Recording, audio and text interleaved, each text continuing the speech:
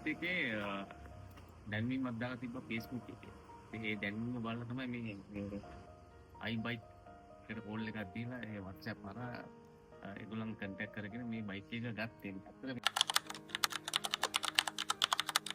මේ බයික් එක හොඳ බයික් එකක්. ඒ සමාගමෙන් ගෙන්නක දෙකලා වසර 10ක් තිස්සේ අණ්ඩව විශ්වාසය දිනාගත් සමාගමක් iGrid කියන්නේ.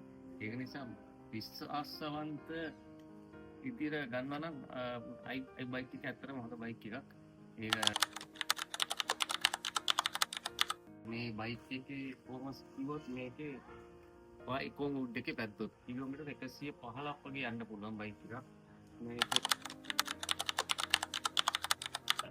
මම මේ බයික් එක ගන්න ගොඩක් ඉතින් දැන් මට මාසෙට සාමාන්‍යයෙන් පෙට්‍රල් රුපියල් 10000ක විතර යනවා.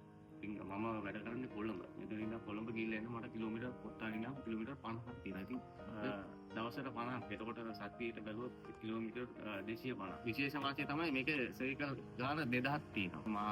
මාසෙටම charge කරන්න වාර ගානක් යන්නේ දවස් 15ක් වගේ. ඉතින් ඉලෙක්ට්‍රිසිටි එක බිල් එක බැලුවත් ඒක ලොකු ගාණක් වෙන්නේ නැහැ. පොඩි ගාණක් තමයි ඒක බිලට ඇඩ් වෙන්නේ. සර්විස් එක දුක් ඒගොල්ලෝ හරි ෆ්‍රෙන්ඩ්ලි කතා කරනවා. දැන් ඒගොල්ලෝ ඇවිල්ලා බලනවා සර්විස් එක කොහොමද කියලා අහනවා. සර්විස් එක අතින් නම් අවුට්ස්ටෑන්ඩින් සර්විස් එකක් දෙනවා ඒගොල්ලෝ. iGrid Holding සමග. දැන් යන මේ තෙල් මිලත් එක්ක ඇත්තට බජට් එකට ඇත්තටම මේ ඉලෙක්ට්‍රික් බයික් ඇත්තටම වාසිය අපිට. මම කියනවා ගන්නවා නම් හොඳ ඉලෙක්ට්‍රික් බයික් එකක් තමයි මේ iGrid Holding සමාගම ගෙන්නලා තියෙන්නේ. ගන්නවා නම් සුපිරි බයික් එකක්.